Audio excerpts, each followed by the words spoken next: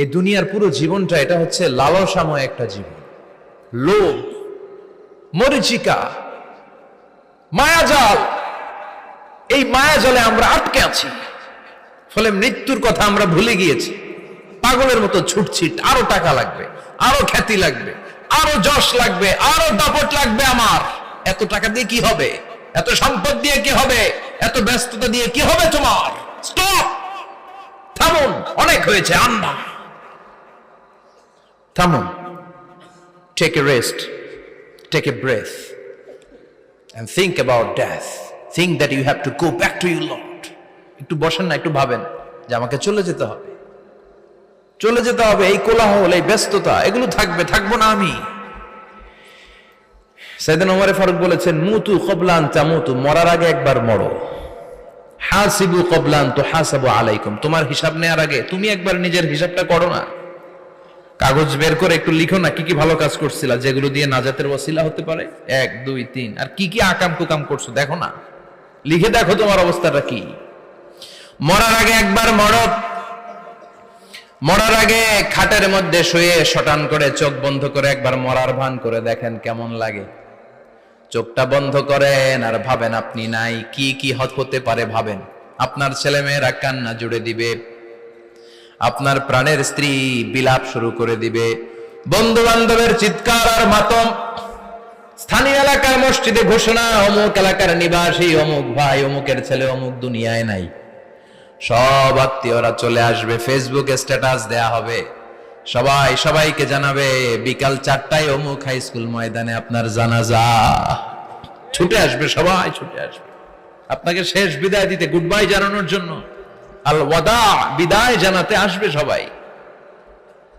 4 তাকবীর দিয়ে আপনার জানাজা হবে, অশ্রুসিক্ত জানাজায় আপনার বিদায় হবে। কাঠের খাটিয়ার মধ্যে করে কাঁধে তুলে আপনারে কবরে নেওয়া হবে। আগে থেকে খুঁড়ে রাখা কবরটার মধ্যে আপনারে বিছিয়ে দেয়া হবে। বাঁশের কচি দিয়ে তার উপরে মাটির চাপা দিয়ে সব চলে যাবে। ভাবেন না একবার চোখ বন্ধ করে, this is the circle of life, this is the nature of life. এটা সবার হবে, আমার হবে, আপনার হবে। এত মায়া, এত ভালোবাসা কই যাবে? কেউ থাকবে না, সবাই আপনার অন্ধকার কবরে রেখে দিয়ে চলে আসবে। উপরে বাঁশের কঞ্চি, তার উপরে মাটির চাপা, অন্ধকার আর অন্ধকার। এই অন্ধকার যেন শেষ হতে চায় না, শুধুই অন্ধকার, ঠিক কিনা? এজন্য আমাদের চলে যেতে হবে। দাদা গেল, চাচা গেল, মামা গেল, আমাদেরকেও যেতে হবে, জোরে কোন ঠিক কিনা? একদিন মাটির ভেতরে হবে ঘরে মন আমার, কেন বন্ধ দালান ঘর, প্রাণ পাখি উড়ে যাবে পিঞ্জর ছেড়ে।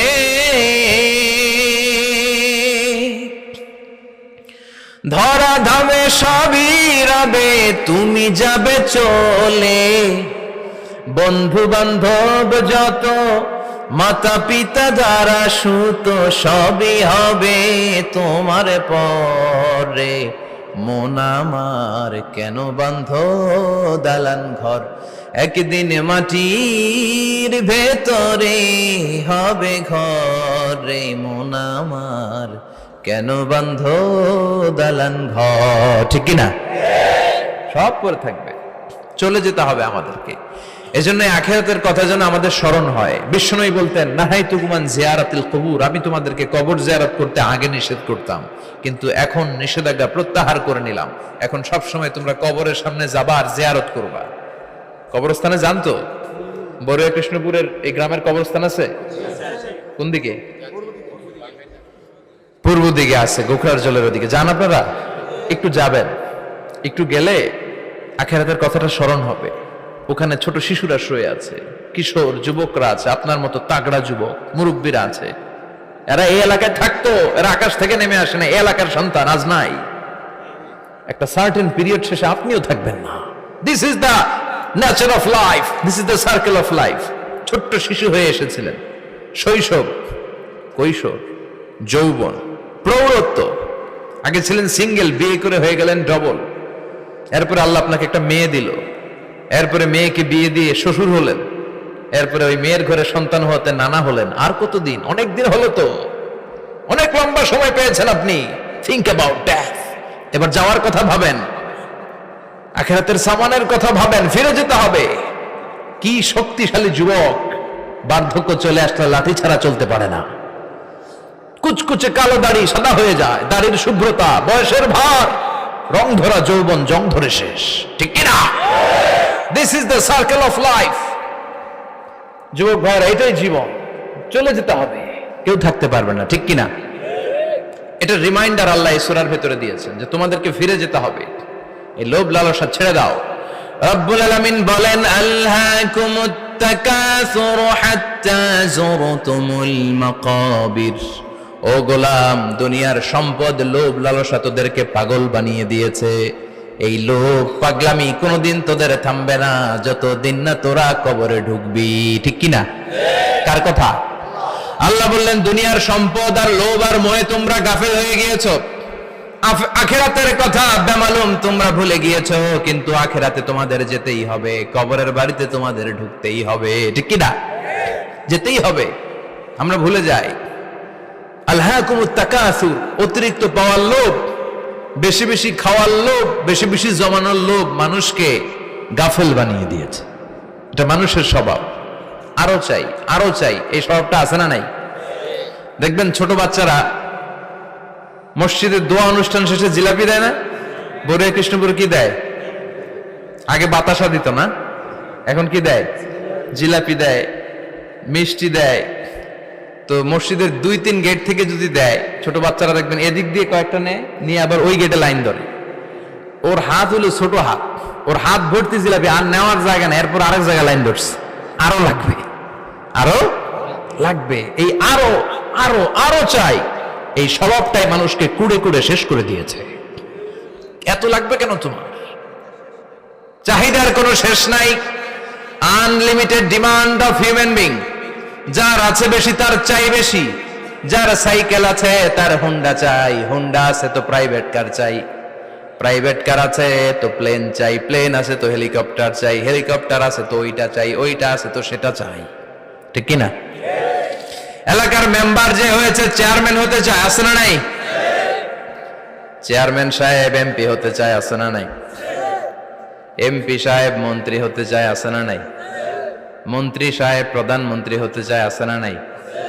কিন্তু এই দেশে সুযোগ নাই, কথা কন।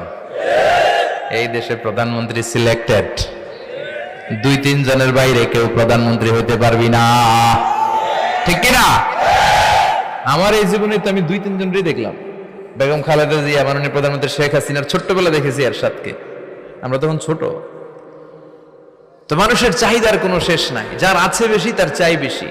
এজন্য বিষ্ণু বলেছেন, উনজুরু ইলা মান হুয়া আসফালা মিন, তোমার চেয়ে যে খারাপ আছে ওর দিকে তাকাও। ওয়ালা তানজুর মান হুয়া আ'লা মিন, তোমার চেয়ে যে ভালো আছে ওর দিকে তাকায়ও না, তোমার চেয়ে যে খারাপ অবস্থানে আছে ওর দিকে তাকাও। অনেকে নিজের অবস্থান নিয়ে সুখী না, এরকম আছে না নাই? আল্লাহ আমার এটা দিল না রে, ওইটা দিল না রে, পাইলাম না রে, কিচ্ছু হয় না, কি করব জীবনে, হতাশ।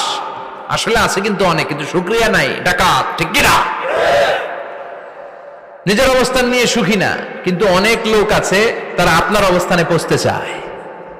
তাদের দিকে তাকিয়ে দেখেন, আপনি যে অবস্থানে আছেন এই অবস্থানে পৌঁছাটা অনেকের কাছে স্বপ্ন। তারা প্রতিনিয়ত সংগ্রাম আর স্ট্রাগল করে যাচ্ছে আপনার অবস্থানে পৌঁছতে, আর আপনি এটা নিয়ে সন্তুষ্ট না। শেখ সাদির নাম শুনেছেন?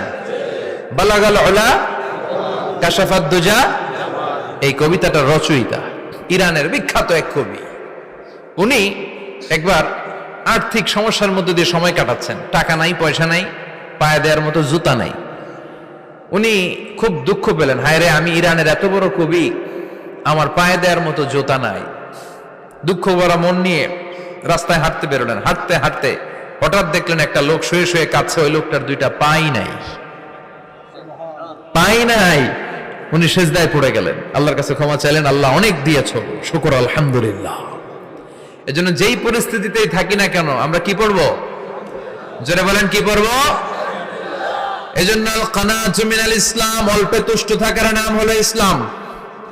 সম্পদ লাগবে কিন্তু সম্পদের পাহাড় লাগবে না, ঠিক কিনা? অল্প খান, অল্প পড়েন, অল্প জমান, অল্পের ভেতরে বরকত ঢুকাইয়া দিছে কে? দেখবেন যাদের সম্পদ অল্প তারা সুখী বেশি।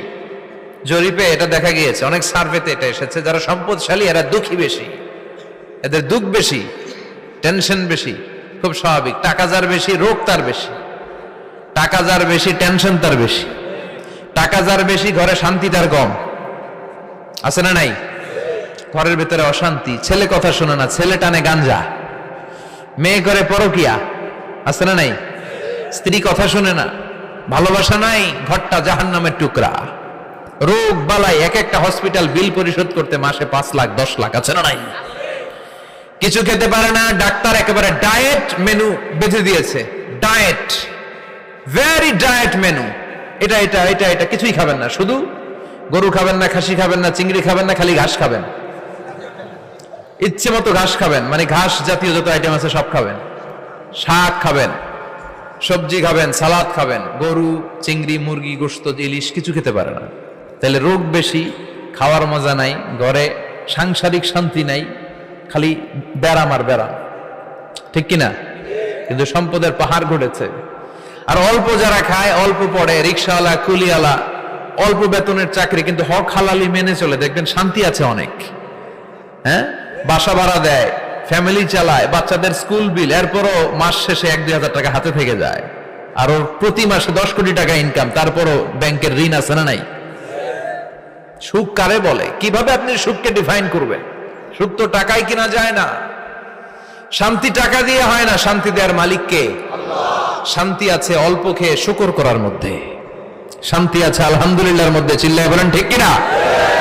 এজন্য অল্প খাবো, অল্প পড়বো, অল্প জামাবো, অল্পের ভেতরে বরকত দিয়েছে কে? দেখেন, ধনী ভাইরা খেতে পারে না, কিন্তু রিক্সাওয়ালার কি সমস্যা হয়? রিক্সাওয়ালারা সব খেতে পারে। কুলিওয়ালা, দিনমজুর, এরা একেবারে স্লিম, সুঠাম দেহি, মেদহীন পেট, পেটে কোনো মেদ নাই, ভুড়ি নাই। আর কোটিপতিদের মেদ আছে না নাই? এত বড় বড় পেট। ঠিক কিনা? আমাদেরও পেট আছে, তবে হালাল পেট। এটা হারাম টাকা দিয়ে এই ভুড়ি বানাই নাই আমরা। ছিলে বলেন ঠিক কিনা?